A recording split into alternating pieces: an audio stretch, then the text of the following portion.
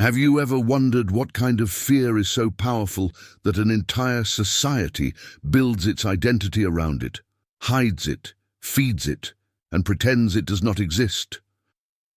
What if I told you that behind the legendary discipline of Sparta, behind the heroic myths of warriors who never broke rank, lies a darkness so unsettling that even other Greek cities whispered about it in disbelief? Before the glory of Thermopylae, before the myths of unbreakable shields and perfect soldiers, there was another world. A world of shadows, suspicion, and brutality, where the oppressed walked with their heads low and the rulers slept with their hands on their knives. And it all begins with the people Sparta wished history would forget, the Helots. Picture this: a land where the soil itself felt haunted, where every harvest, every sunrise, every quiet breath carried a tension so fragile that the wrong word could shatter it. The Spartans ruled their territory with iron discipline, but beneath their boots lived a population far larger than them, a population that had every reason to rise up. So the question that echoes through time is simple. What do you do when your entire way of life depends on keeping those beneath you terrified? What do you do when your warriors are only as powerful as the silence they impose? This is where the hidden story begins, not with battles, but with fear so deep that it shaped laws, rituals, and the very soul of Sparta. The Helots were not merely laborers. They were the backbone of Spartan survival, bound to the land, forced to toil, and punished for even the appearance of defiance. And yet they were also the greatest threat the Spartans ever faced, a threat living inside their own borders, a threat they could neither escape nor coexist with in peace. So the Spartans did something extraordinary. They turned oppression into strategy, strategy into ritual, and ritual into horror. But how far did they go? How much cruelty does it take to maintain a society built on fear? And how much truth did ancient chroniclers choose to bury, because even Greeks, accustomed to war, slavery, and brutality, found it disturbing? What happened in the shadows of Sparta did not vanish. It left traces, and the moment you see them, you will never look at Spartan discipline the same way again. You might even question what kind of order requires so much darkness to sustain itself. Before we uncover these hidden practices, think about this. What would you do if you lived under a system where silence meant survival? Comment your thoughts and tell me whether this kind of forgotten cruelty surprises you. Do not forget to like the video and make sure you are subscribed to the channel so you do not miss what comes next. What you are about to discover might change the way you understand ancient Sparta, and the next part reveals just how deep this fear truly ran. The fear that pulsed beneath Spartan society was not born in a single moment. It was crafted slowly, deliberately, layer by layer, until it became something almost sacred, something woven into the laws they recited and the rituals they performed. To understand why the Helots lived under such crushing control, you must first understand how Sparta engineered a system where dominance was not just political, but spiritual. The Spartans called themselves the masters of discipline, yet that discipline existed only because the Helots worked the fields, tended the crops, and sustained the very structure that allowed Spartan warriors to train full-time. Without the Helots, the Spartan legend would collapse. And that was the most dangerous truth of all. Imagine a society where the ruling class is vastly outnumbered, where every quiet night carries the possibility of rebellion, and where every Spartan child grows up hearing stories not of foreign enemies, but of the people living right outside their own homes. This tension shaped the Spartan worldview. They believed survival required constant vigilance, that power had to be displayed so relentlessly that no Helot would ever consider testing its limits. The state crafted laws that turned everyday life into a performance of dominance. Helots were forced to appear submissive, to lower their eyes, to give up the fruits of their labor, and in some regions even endure ritual humiliation meant to remind them of their place. And yet the Spartans never admitted the truth out loud. They feared them. Other Greek polis, accustomed to slavery, still found the Spartan system extreme. Their writers noted the paradox of a warrior society terrified not of foreign armies, but of the hands that harvested their grain. The fear was so ingrained that Spartan children observed the world with suspicion long before they learned to hold a shield. They were told that strength was not merely courage in battle. It was the constant readiness to strike first, to crush even the slightest sign of resistance. And as the years passed, this mentality hardened into something far more chilling. The Spartans began to believe that only ruthless control kept the system intact, that mercy was a luxury they could not afford. As the Helots watched the Spartans grow increasingly rigid, a quiet storm brewed beneath the surface. Every season brought new burdens, new decrees, new reminders that they were essential yet despised. There were whispers among them, brief sparks of defiance quickly smothered by the weight of consequences. But deep inside, the knowledge spread. A system built on fear eventually cracks. The Spartans sensed it too. Their rituals became harsher, their surveillance tighter, their punishments more theatrical.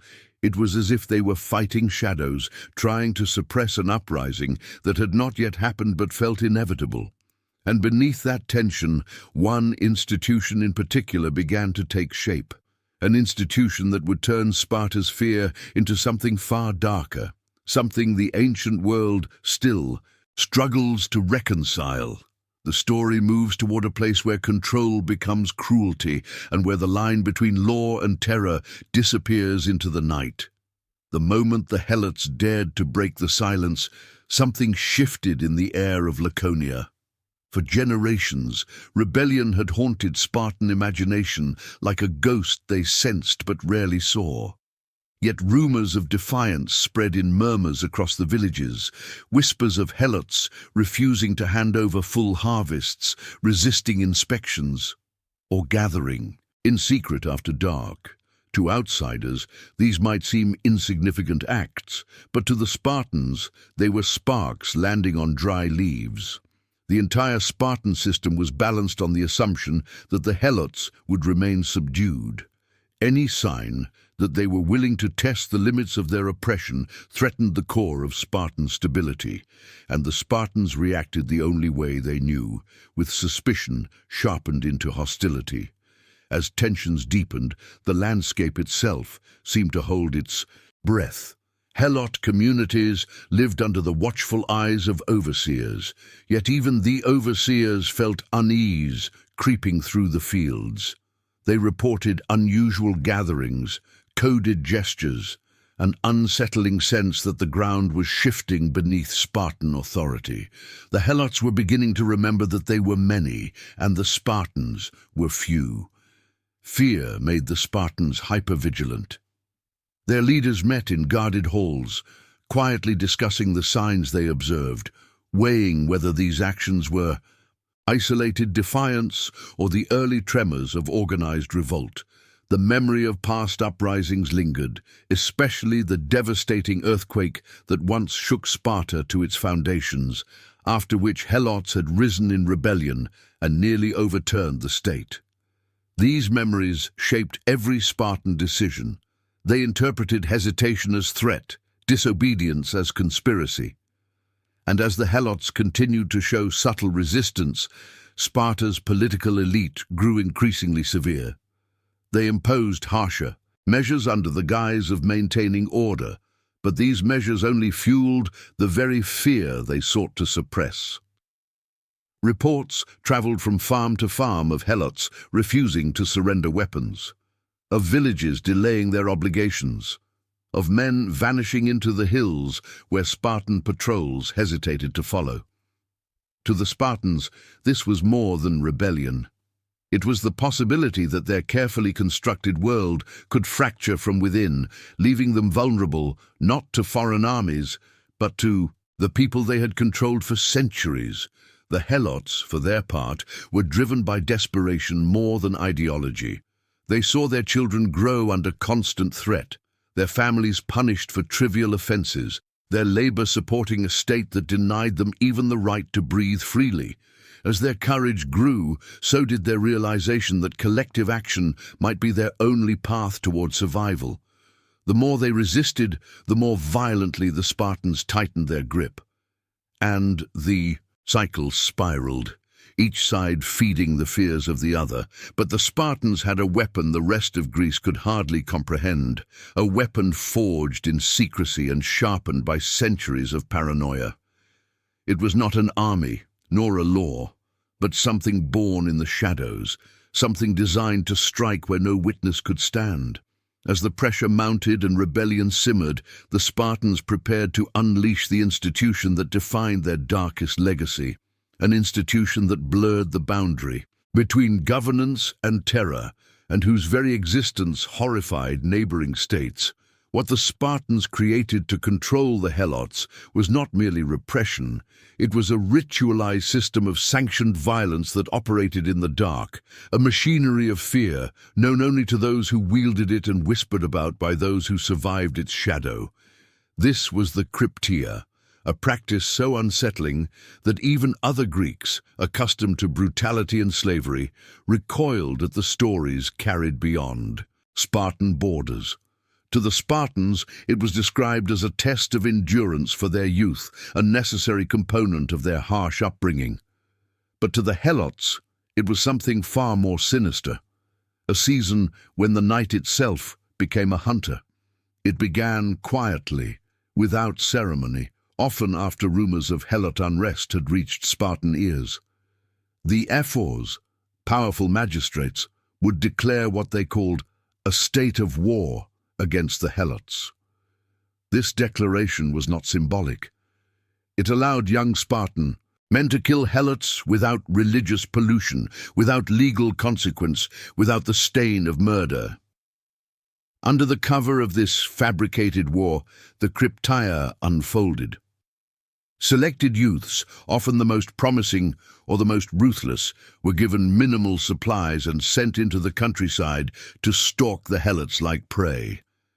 They traveled barefoot, hidden by darkness, instructed to avoid detection not for their own safety, but to deepen their mastery of stealth, surveillance, and silent killing.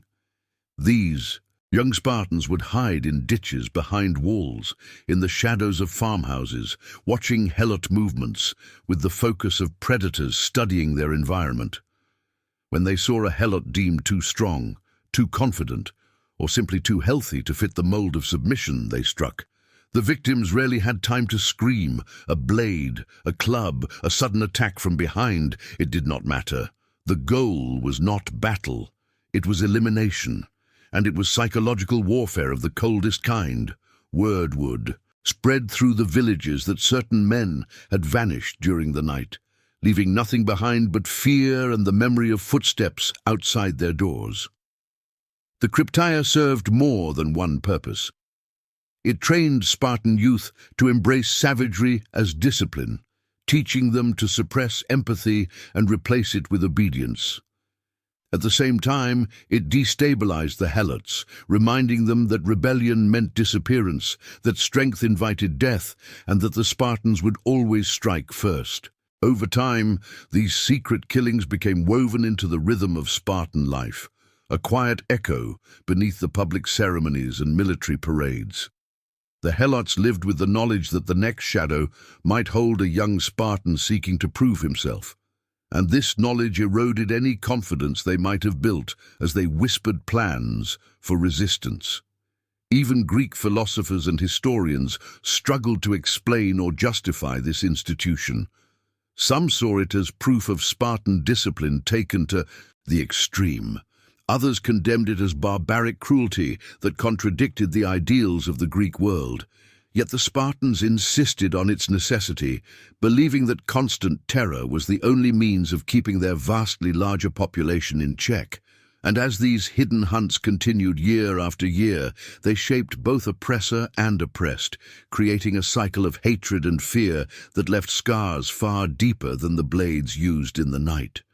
What the Krypteia truly represented was the point at which control became terror, and terror became tradition, leaving behind a darkness that history struggled to fully illuminate. Before we move forward, tell me in the comments what you think about this chilling institution. Does the idea of a state-sanctioned hunt shock you, or does it reveal something deeper about how fear shapes societies?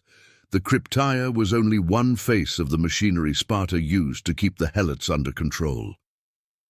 Beyond the silent hunts and shadowed violence, there was another mechanism, far more open, calculated, and chilling, that revealed just how deeply the state feared those they ruled. This was the sanctioned Helot culling, a practice not performed in secrecy, but woven into the rhythms of Spartan governance.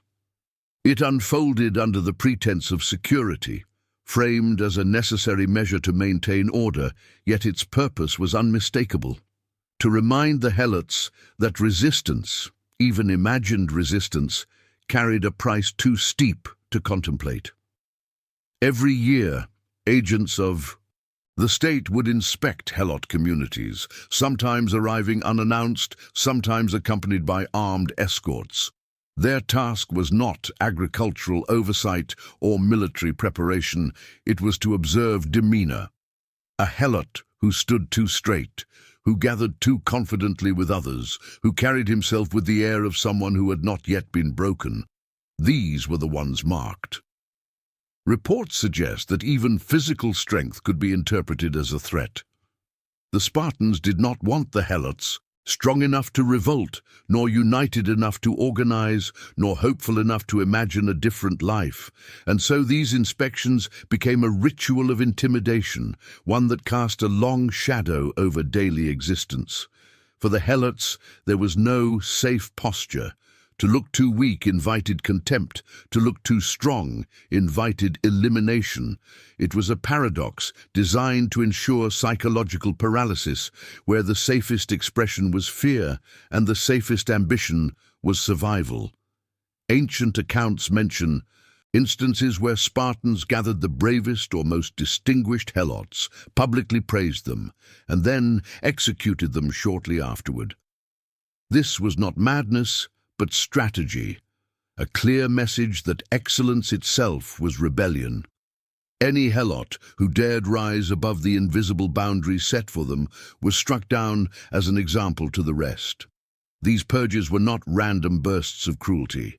They were systematic and bureaucratically managed, carried out with cold precision.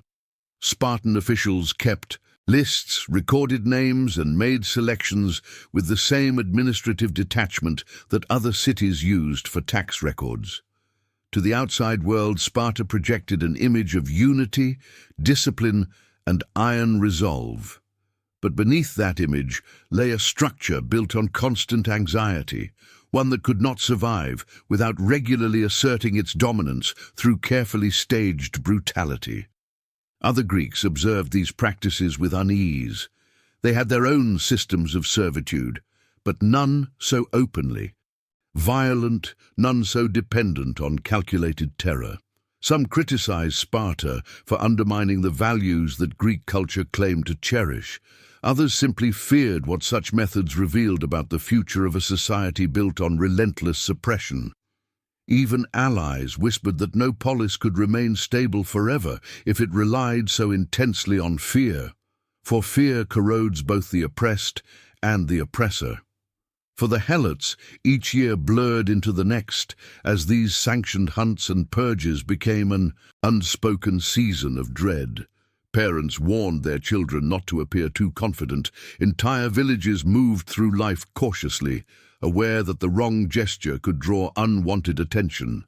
And all the while, the Spartans reassured themselves that these practices kept their society strong. They believed terror was a tool of order, that brutality preserved balance. Yet the more they tightened their grip, the more they revealed how fragile their control truly was. Beneath the surface, Resentment continued to grow, waiting for the moment when fear would no longer be enough to contain it.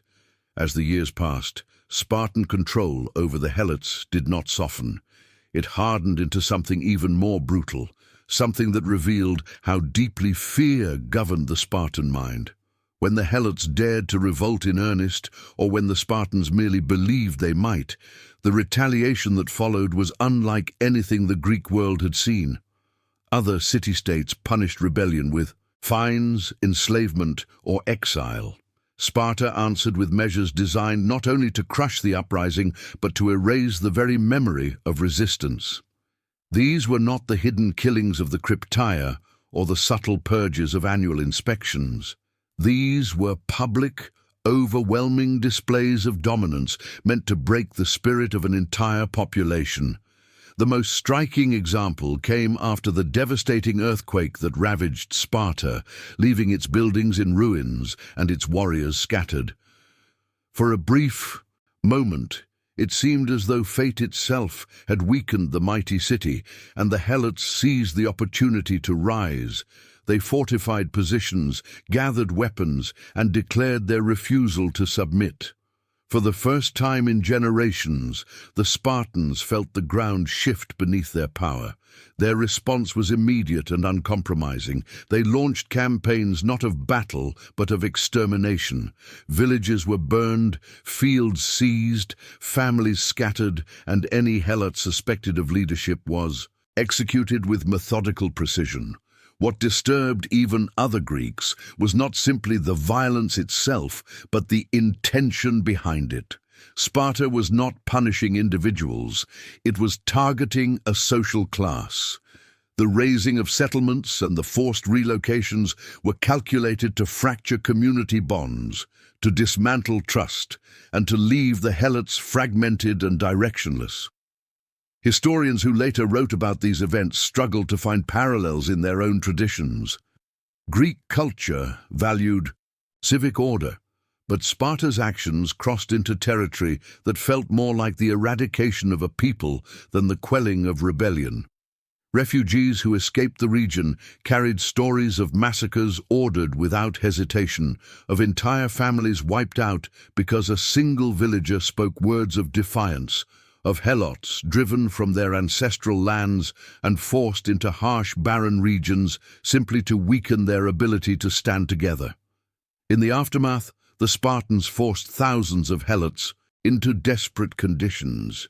Many were relocated to inhospitable territories where survival itself was a struggle. Others were pressed into military service not as valued soldiers, but as expendable laborers expected to fight and die in battles that benefited only Sparta. Some were marched into distant campaigns under the pretense of allegiance, only to vanish in circumstances conveniently attributed to the chaos of war. The message was unmistakable.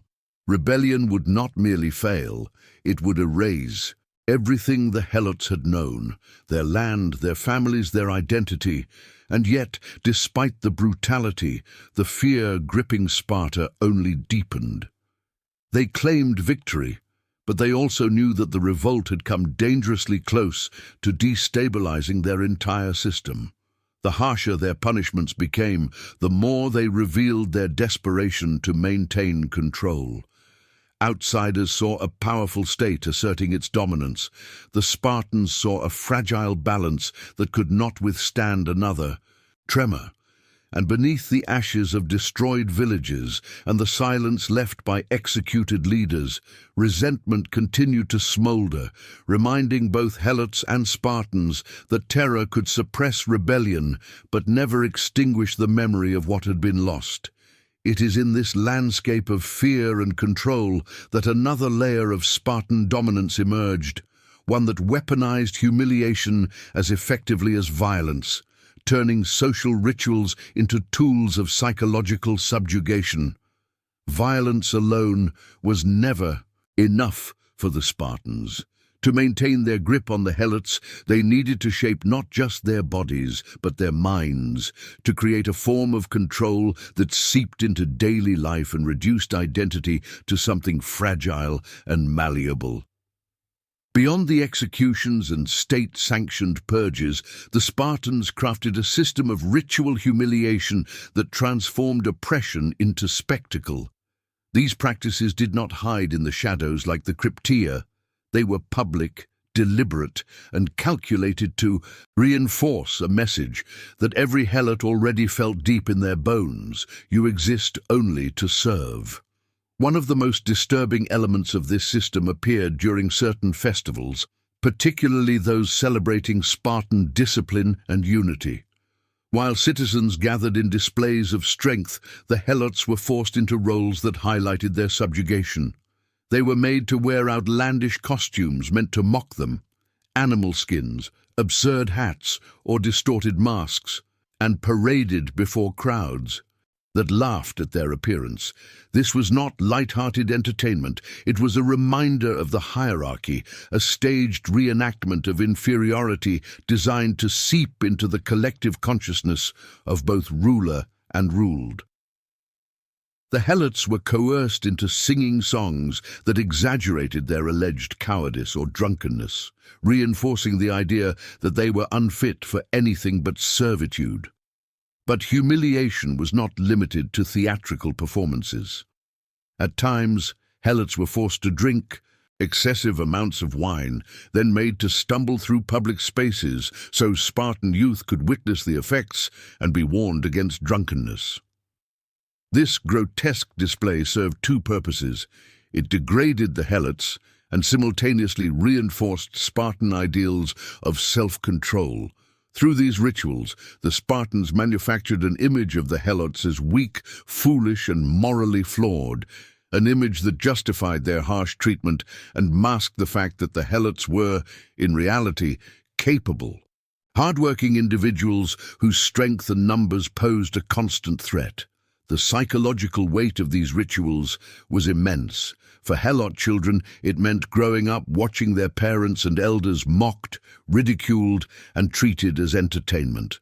For adults, it meant enduring the erosion of dignity year after year, knowing that any attempt to reclaim their humanity could be interpreted as rebellion.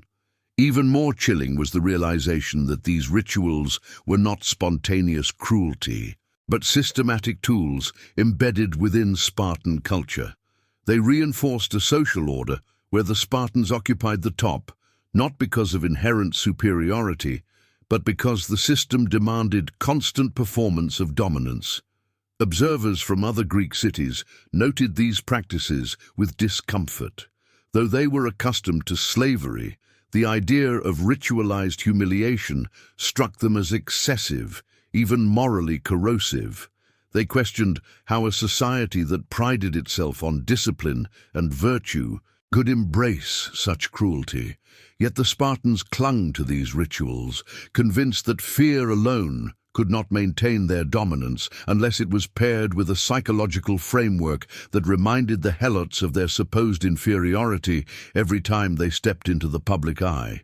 As these ceremonies continued year after year, they carved deep emotional scars into the helot population. The rituals poisoned social memory, suppressing hope and teaching generations that resistance was nearly impossible. But they also revealed something else, that the Spartans, despite their armor and discipline, were terrified of losing control, terrified of the people who fed them, and terrified of the possibility that the helots might one day rise again. And beneath the surface of this carefully engineered humiliation, voices began to emerge, fragments of testimony, hints of lived experience that help us understand what it meant to survive under such a system. Before we continue, share your thoughts in the comments. How do you interpret these rituals of humiliation? Do they reveal cruelty, fear, or something even deeper about Spartan society? The voices of the helots were never meant to survive. The Spartans ensured that most of their experiences vanished into silence, erased through generations of fear, forced obedience, and the relentless weight of social suppression. Yet, despite the attempts to bury their stories, faint traces remain, echoes scattered across ancient texts. Fragments preserved by writers who glimpse the realities of Helot life through brief encounters or distant rumors. These survivors did not leave polished accounts. They left impressions, shadows that revealed just enough to expose the magnitude of what they endured. And it is within these small windows that we glimpse the human cost behind Sparta's unyielding facade.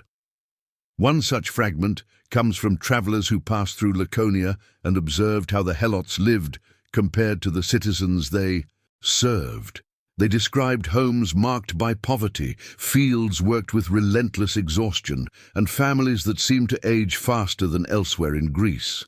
These observations were not dramatic stories of rebellion or confrontation. They were quiet acknowledgments that the Helots carried the burden of an entire society on their shoulders, while being systematically denied recognition. Some accounts mention Helots who performed acts of extraordinary loyalty in war, saving Spartan warriors, retrieving the bodies of the fallen, or fighting at the front lines with courage equal to any citizen. Yet even in these rare moments of praise, the narratives twist back on themselves, reminding us that Spartan leaders often responded to displays of valor by eliminating those very Helots who demonstrated strength.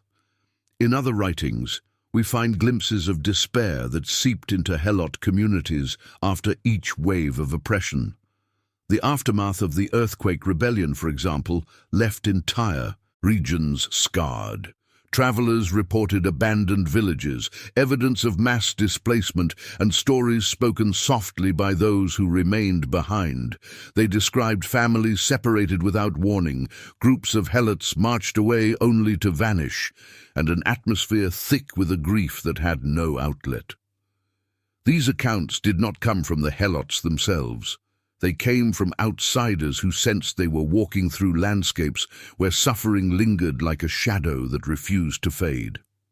Later, historians trying to piece together the realities of Helot life noted that rumors often carried more truth than official records.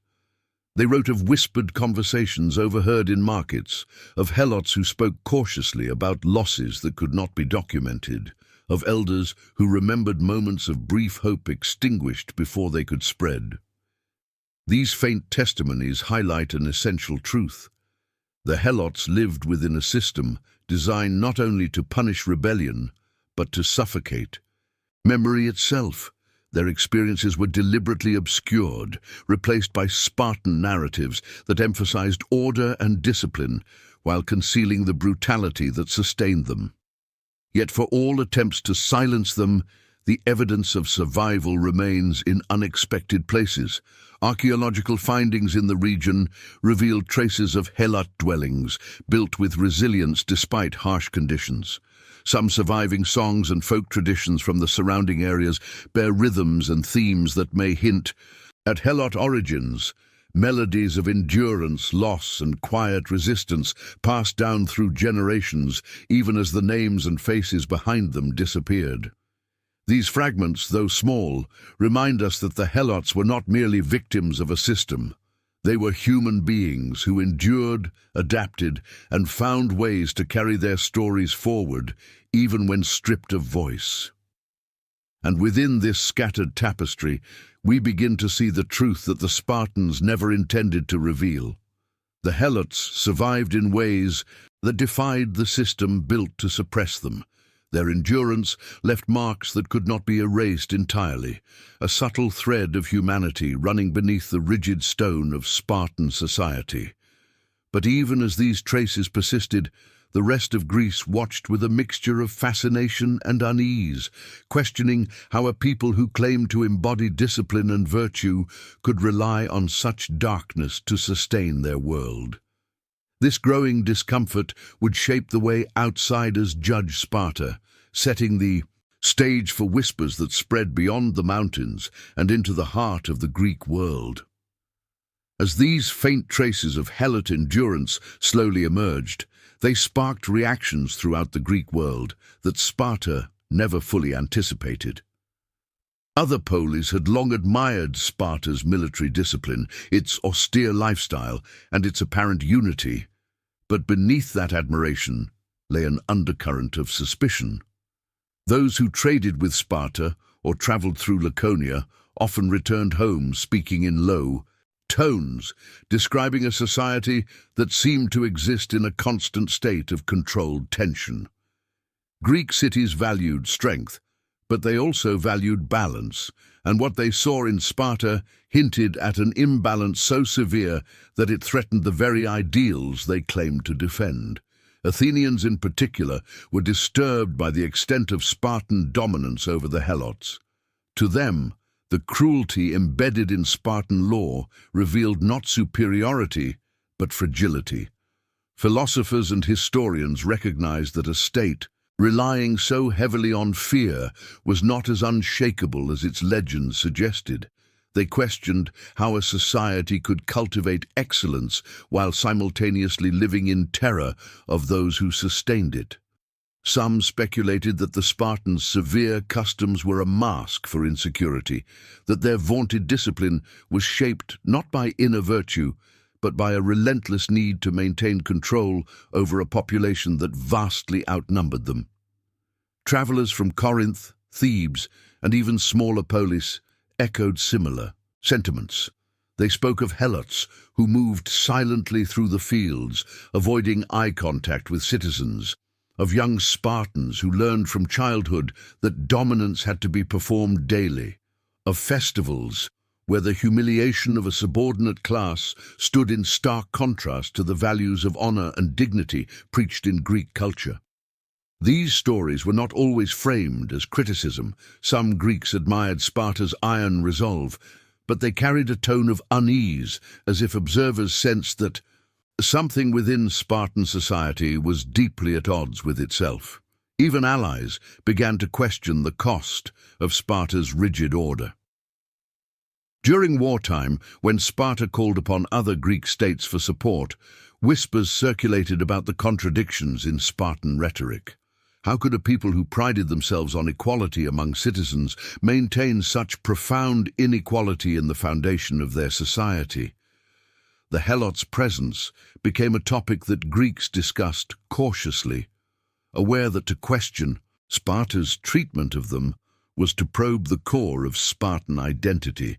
Yet the more they learned, the more they recognized that the system was not merely harsh, it was unprecedented in its intensity. This growing discomfort did not lead to open confrontation, for Sparta's military reputation still commanded respect, but it planted seeds of doubt that gradually shaped the Greek perception of Spartan virtue. When Sparta later clashed with other city-states, these whispers resurfaced, coloring the way its actions were interpreted. The heroic image that Sparta projected on the battlefield began to appear incomplete, a facade strengthened by silence rather than truth. At the same time, some Greek thinkers reflected on what this system revealed about human nature and the fragility of power. They saw a society that built its greatness on the suffering of others, and they wondered whether such greatness could endure without eventually turning against itself. For them, the story of the Helots was not merely an internal issue, it was a warning, a reminder that no amount of discipline or military strength could fully suppress a population whose existence had been defined by constant deprivation. And beneath all these reflections, one truth lingered quietly. As long as the Helots lived under Spartan rule, resentment and fear would remain intertwined, creating a tension that no ritual or punishment could fully resolve. It was within this fragile equilibrium that the final chapter of this narrative took shape, a chapter in which the legacy of brutality and resistance carved its mark not only on the Helots and the Spartans, but on the memory of Greece itself, echoing long after the voices of both had faded. In the end, what remained of the relationship between Spartans and Helots was not stability, but a scar, one carved into the fabric of their society so deeply that even centuries later, it continues to shape how we understand power, fear, and the lengths to which a state will go to preserve its identity. When Sparta eventually declined, it was not foreign armies that dealt the decisive blow. It was the quiet erosion from within, the weight of a system built on constant vigilance, the strain of a society forced to confront the truth it had tried to bury beneath rituals of strength. For generations, the Spartans believed that control could be preserved indefinitely through terror, that the Helots would remain silent as long as the machinery of oppression never faltered. But history rarely grants permanence to systems forged in fear. And as time passed, even the Spartans could no longer sustain the contradictions at the heart of their world. The Helots, despite centuries of brutality, survived as a memory that refused to fade. Their endurance challenged the myth of Spartan invincibility, reminding later Greeks, and us, that no state, no matter how disciplined, can escape the consequences of treating human lives as expendable. Their story lingers like a shadow, behind every tale of Spartan glory. It complicates the image of heroic warriors and exposes the cost of maintaining that surface of perfection.